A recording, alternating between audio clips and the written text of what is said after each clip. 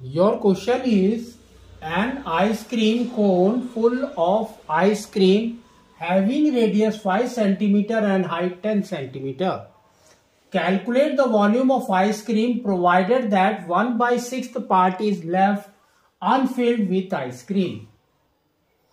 So they have given the figure like this. Already given.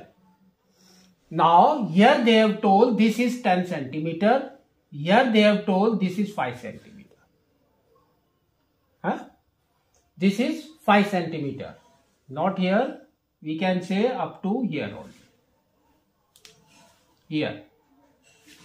So that means what? That means the total height of this cone is 10 centimeter. And this is 5 centimeter. That means this is your radius. If the radius is 5, that means this is 5 from here to here. So this is also 5. Both are the radius. So now it will become here 5. Total is 10. That means height of this cone part is 5. We can say now this is 5. 5 centimeter. तो देखो अब इसने क्या बोला है आगे, having radius 5, height 10 centimetre. हमने calculate कर दिया. ऊपर वाला 5 है और नीचे वाला भी 5 है. Calculate the volume of ice cream. तो इसके अंदर हम क्या करेंगे, volume of a cone plus volume of a hemisphere. ठीक है, दोनों को ऐड करेंगे. तो अब आपका आ जाएगा वॉल्यूम ऑफ आइसक्रीम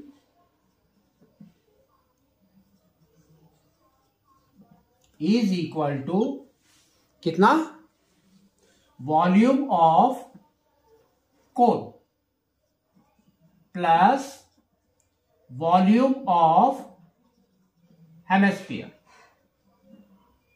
ठीक है, लेकिन इसने क्या बोला है कि provided that 1/6 part is left unfilled with ice cream. तो 1/6 अगर फिल नहीं है तो कितना फिल है, 5/6 इज फिल्ड, है ना, 5/6.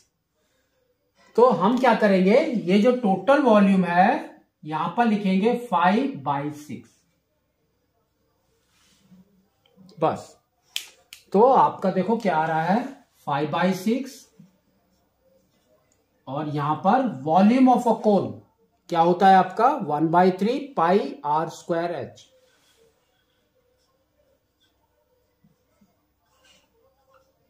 है ना. तो देखो रेडियस इज सेम, हाइट भी दोनों की सेम है, प्लस वॉल्यूम ऑफ हेमिस्फीयर क्या होता है 2/3 पाई r³.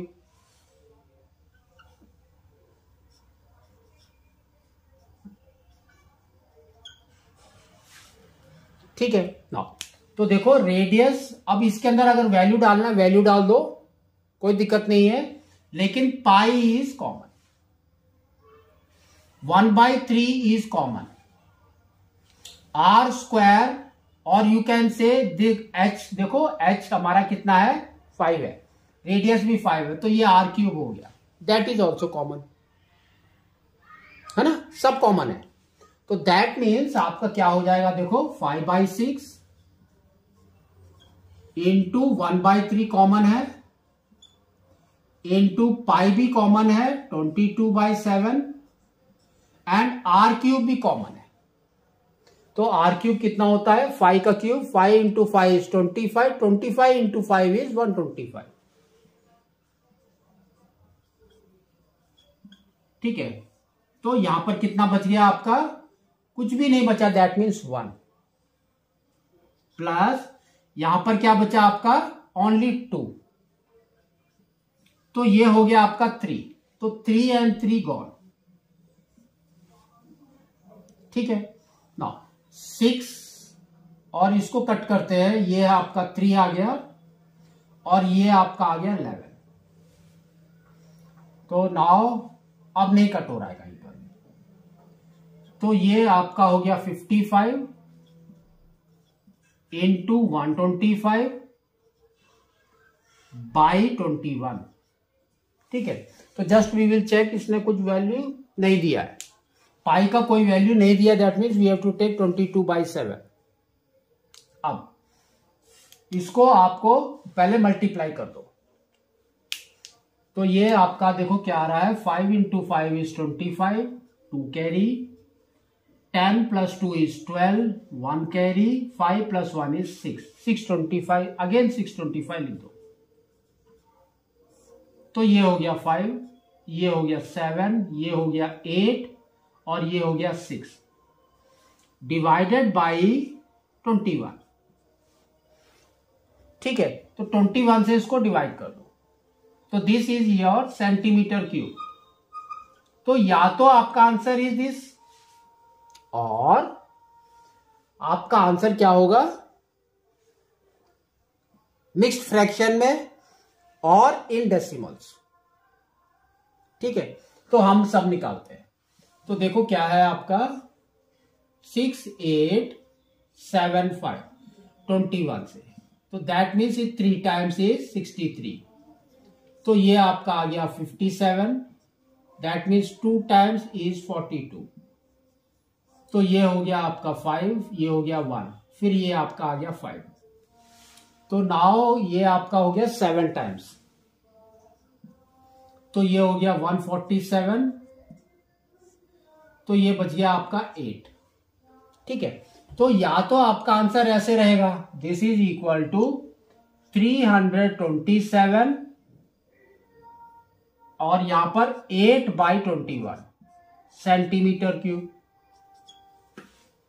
ठीक है, और वो डेसिमल में होगा, तो डेसिमल निकालते हैं। तो यहां पर हमने लिखा पॉइंट, ये हो गया 0, 80, तो दैट मीन्स ये आपका 3 टाइम्स, तो दैट इज योर 63।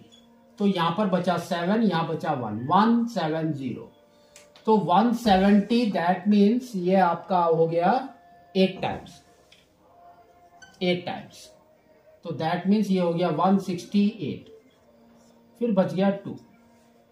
ठीक है, छोड़ दो, तो ये आपका आंसर होगा। तो we can say is 327.38 centimetre cube. ठीक है, तो तीनों में से एक आंसर आपका होगा।